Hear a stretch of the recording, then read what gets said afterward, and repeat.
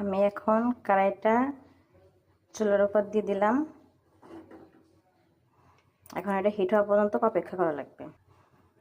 কড়াইটা হিট হয়ে গেছে, আমি এখন তেল দিয়ে দেব পরিমাণ মতো।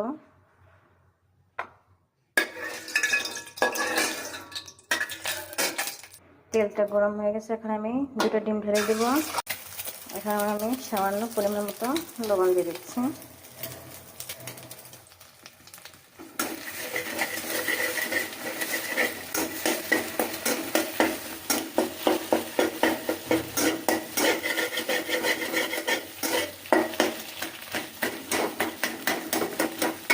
আমি এখন ডিমটাকে খুব সুন্দর করে ভেঙে নেব, বুঝতে করে।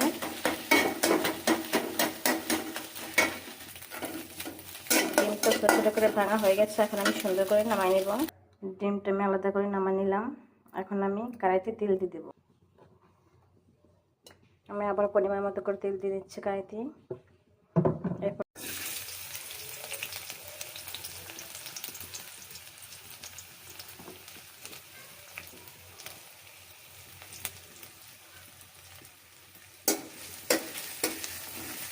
এখন আমি পেঁয়াজ মরিচ অ্যাড করে দেব।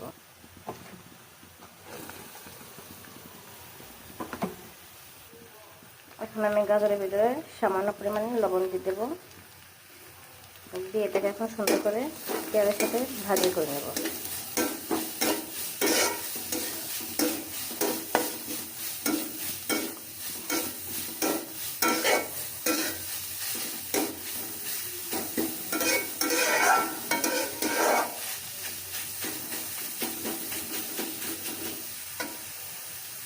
কষিটা দিয়ে দেবো।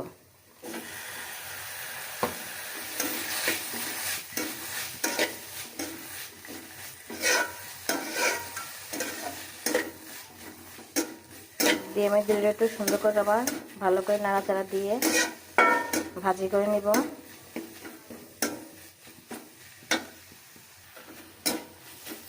আমি এরকম করে টমেটোটা আর গাজরটা 2 মিনিট ভেজে নিলাম। এখন আমি এর ভিতরে দিয়ে দেব নুডলসের মশলা।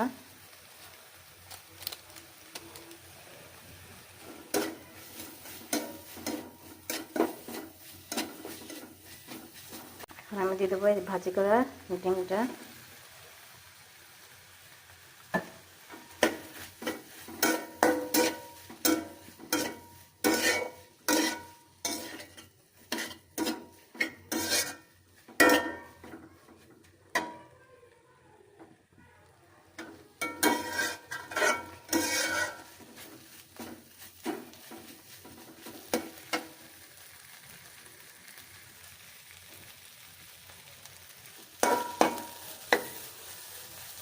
সব মিক্স করা হয়ে গেছে, এখন আমি এর ভিতরে নুডলসটা দিয়ে দেবো।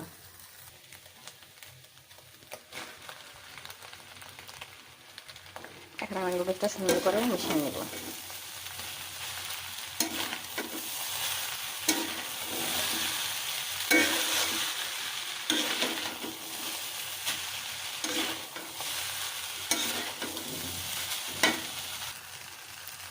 এখন আমি এর ভিতরে দিয়ে দেবো স্বাদ মতো লবণ।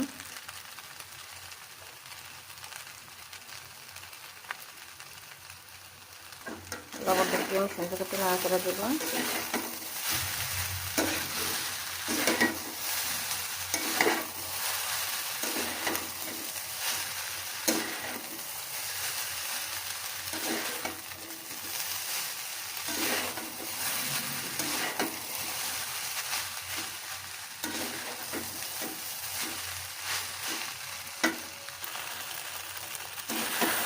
আর এখন নুডলসটার কালারটা কত সুন্দর আসছে। আমার নুডলসটা হয়ে গেছে।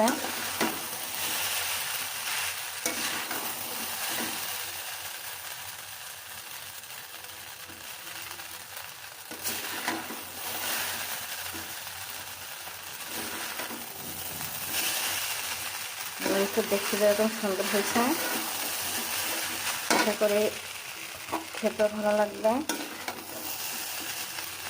আমি একটু খাই দেখি কেমন হয়েছে।